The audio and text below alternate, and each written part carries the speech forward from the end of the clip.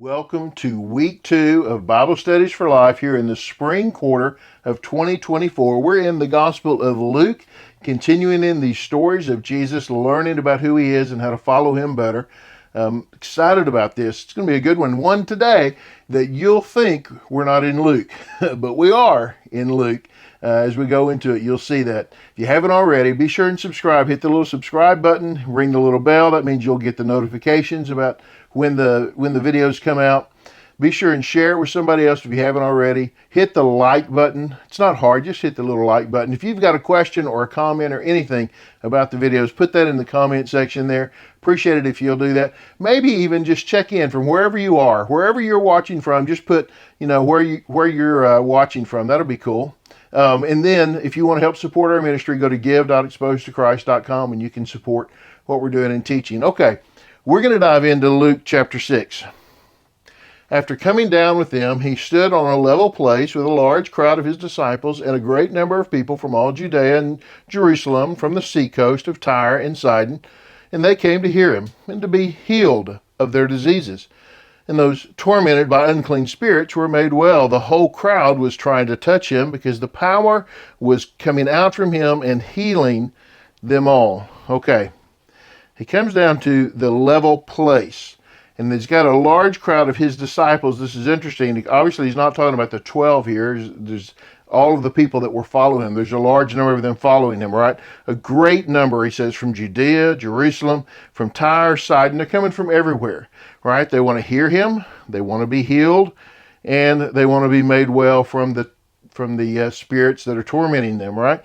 Everybody's trying to touch him. I mean, there is this whole event as Jesus goes to this place here on this, we're going to call it the plain, right? He goes to this plain and there are just people all around him everywhere, and they all want something from him. Then looking at his disciples, he said, "Blessed are you who are poor, because the kingdom of God is yours. Blessed are you who are hungry now, because you will be filled. Blessed are you who weep now, because you will laugh." Okay, some of you are going, that sounds familiar. Yeah. Matthew chapter 5, 6, and 7. This comes out of the sermon, what we call popularly the Sermon on the Mount. But here, he is on a level place or a plain. This is actually called the Sermon on the Plain. Has a lot of similarities to the Sermon on the Mount. Now, I think we ought to be clear. We're not saying that these are the same ones recorded by one by Matthew, one by Luke. Okay? It is most likely that Jesus was repeating his message over and over and over again, because you have to think about this. There was no internet, there was no YouTube, they weren't videoing them and then putting it out everywhere, right? He had to share it everywhere that he went. And in some ways, it's somewhat like a politician's stump speech. The politician will say the same thing over and over and over again at different crowds, right, at different times. This is what this is in a sense. There were messages that Jesus taught that were consistent from one to the other, and the order may change, and how he says it may be a little different in one place from the other, but the point of it, the gist of it, is the same.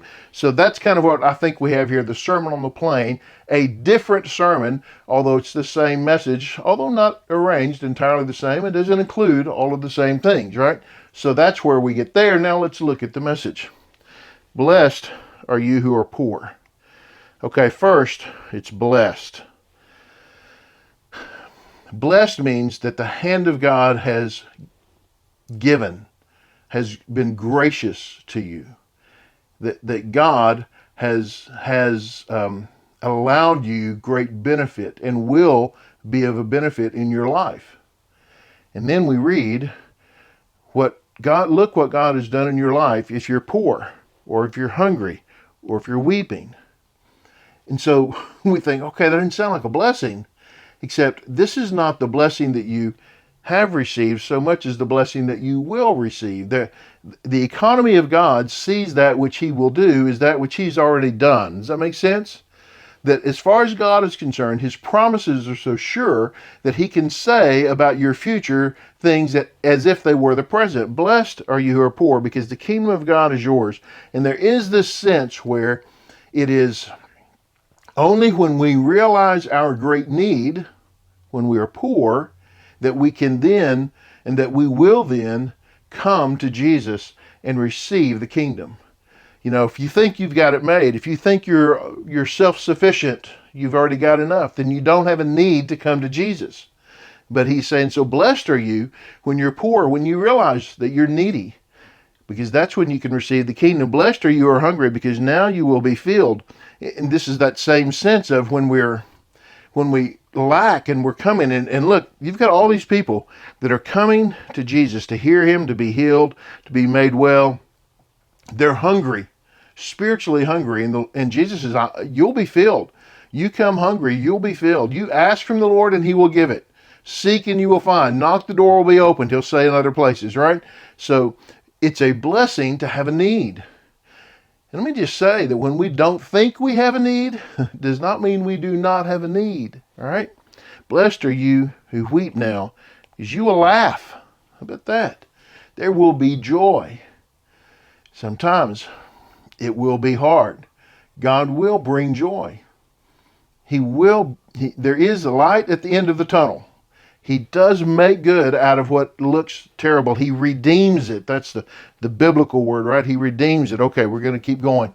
Blessed are you when people hate you, when they exclude you, insult you, and slander your name as evil because of the Son of Man. I want you to zoom in on this. This condition is extremely important in the midst of this beatitude.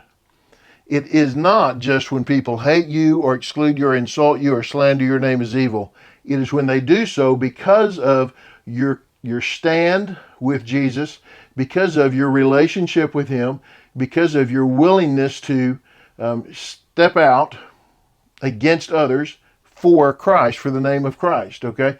And it doesn't mean that we have just been a jerk and so now they hate us because we're a jerk, but when we are speaking truth in love, and sometimes even in love, people will hate you. In fact, often they will. That's when you are blessed. He says, rejoice in that day and leap for joy. Take note, your reward is great in heaven, for this is the way their ancestors used to treat the prophets. He will say later on, and this is the way they've treated me. All right? We know that to be the case. Okay, look, we're in 23. Now we're in 27. You need to read the part in between because you need to know what's there, but it is actually a series of woes that come in there, and you never want Jesus to say woe to you, okay? It says, but I say to you who listen, love your enemies. Let's just go back here. The people that hate you, and insult you and exclude you and call you evil, love your enemies. Do what is good to those who hate you. Bless those who curse you. Pray for those who mistreat you. If anyone hits you on the cheek, offer the other also. And if anyone takes away your coat, don't hold back your shirt either. Do you hear this? How do we respond to this? First, we understand my relationship with God is not affected by how other people feel about me. My relationship with God is not affected by how other people feel about me, so I stand firm and secure in my walk with him. Secondly, my response to them does not come out of a feeling that they have somehow demeaned my walk with God, because I know they haven't. My response to them comes out of love, the love that God has for me and the love that God has for them. And so I love them. Love your enemies. Do what is good to those who hate you, who curse you, who mistreat you. Do what is good to them. Be good to them. Pray for them. Bless them. Give to them. Another place, Jesus will talk about heaping coals on their heads, right? They'll respond. Some of them will respond by respect and will turn and come. Others will just get angrier and harder against the Lord.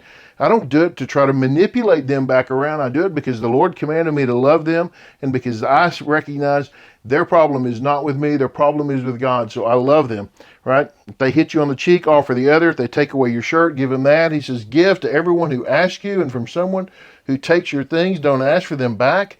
Just as you want others to do for you, do the same for them. Here's your golden rule, right? There's lots of other versions of that which aren't very accurate, do unto others before they do unto you.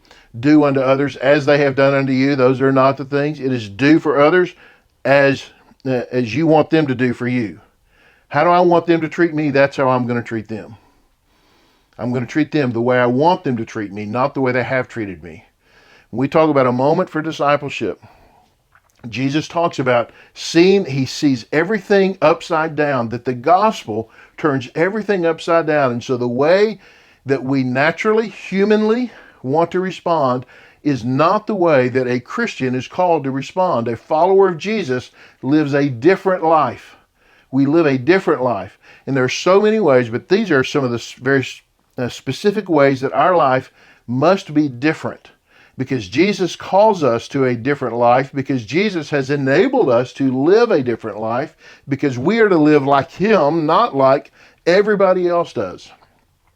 This is that moment of discipleship. When we want to follow Jesus, we have to live differently. We can't be the same. We have to live a different kind of a life so that we respond to things completely differently than everybody else does. And this is hard. It's hard to follow Jesus like this.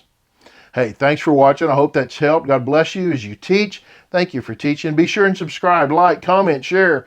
And goodness, if you can't do anything else, just send somebody else. Tell them, go watch that video. That'd be great. I appreciate it if you would. All right, we'll see you next time.